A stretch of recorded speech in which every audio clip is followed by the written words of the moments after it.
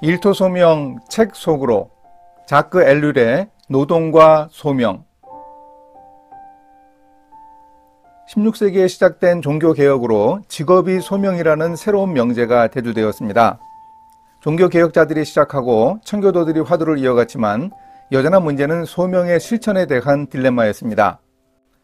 이미 16세기부터 개혁자들과 가톨릭 사람들을 신경쓰게 하며 괴롭혔던 아나베프티스트의 행동하는 믿음, 즉 소명의 실천에 대한 문제에 답을 해야만 했습니다.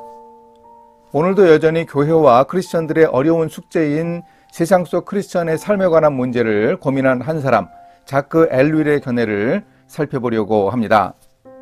자크 엘률은 1912년 프랑스의 보르도에서 태어나 보르도 대학에서 오래 가르쳤고 법학 박사이면서 사회학자, 신학자, 철학자로 활동했습니다.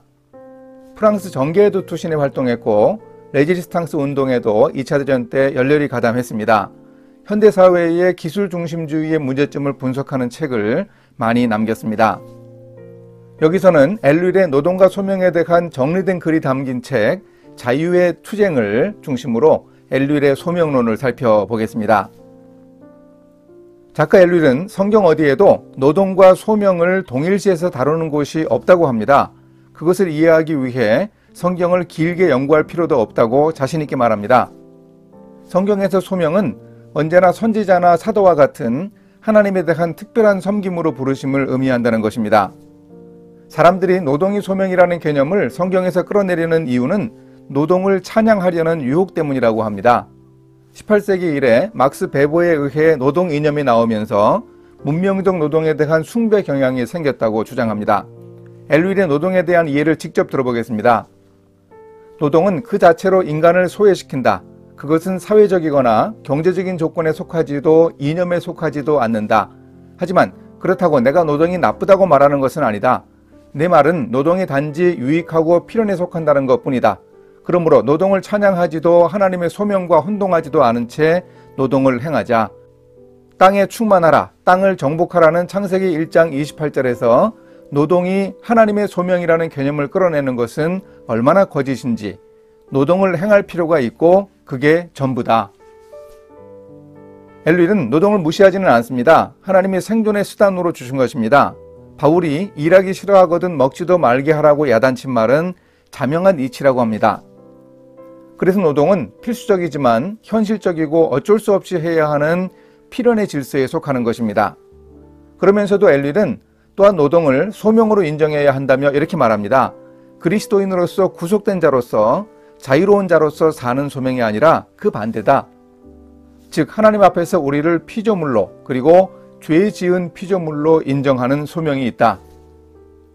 노동과 소명에 대한 이런 소극적이고 부정적인 정의는 어떤 의미일까요? 필연과 자유의 질서로 나눈 이분법은 가톨릭의 성속의 구분과 비슷한 점이 있습니다. 같지는 않더라도 속을 열등하게 본 것은 다르지 않습니다.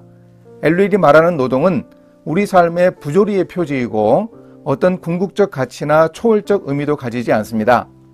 엘룰에게 있어서 노동은 하나님 앞에서 우리를 생존하게 하는 것으로 그의 말대로 이것은 현실주의입니다. 상대적인 노동이 가치와 유익이 없는 것이 아닙니다. 노동이 삶을 지속시키고 세상을 지탱할 가능성을 줍니다.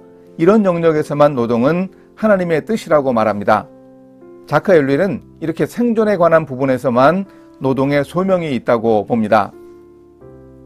이런 엘률의 노동에 대한 이해는 노동에 대한 인식의 역사를 다룬 부분에서 보다 구체화됩니다.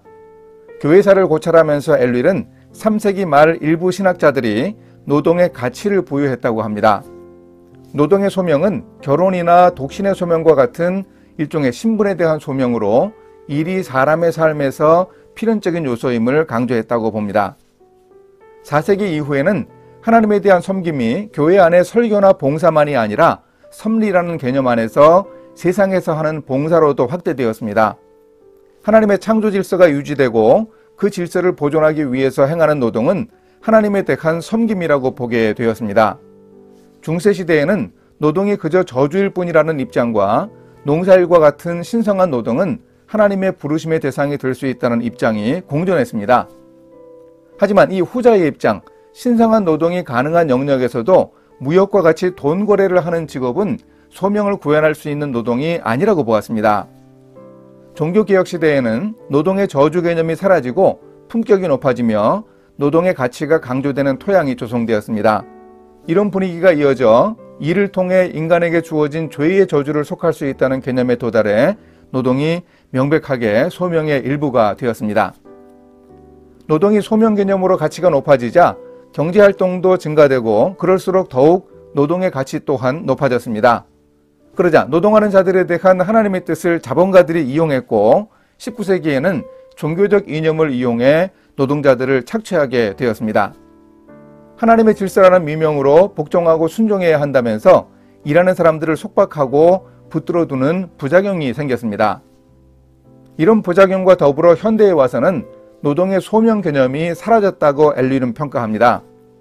현대사회에서 그리스도인들은 노동과 소명을 더 이상 연결시키지 않는다는 겁니다. 노동은 기계의 작업 속도와 경영 방식에 굴복하고 노동이 인간성을 박탈합니다. 노동이 더 이상 노동자의 삶의 일부가 아니라 노동자의 대부분의 시간을 흡수하게 되었습니다. 소명 속에 직업이 흡수되어 통합되면서 오늘날 사람들은 아무런 의미도 없고 만족을 주지도 못하는 노동 현실에 처하게 되었다고 봅니다. 결국 엘릴은 노동은 그저 필연적 질서에 속한 것으로 삶에서 필수적이긴 하다는 점에서 의미가 있다고 봅니다. 하지만 노동 그 자체로 은혜와 자유의 질서를 뛰어넘는 것은 아니라고 주장합니다. 좀 까다로운 이분법인데 종교개혁자들이 직업을 소명이라고 본 입장과 꽤 다른 결의 소명론을 자크 엘릴이 보여줍니다. 어떻게 직업 속에서 소명을 이해하고 실천할 수 있는지, 또한 엘릴의 소명론이 어떤 문제가 있는지 다음 영상에서 소개하겠습니다. 감사합니다.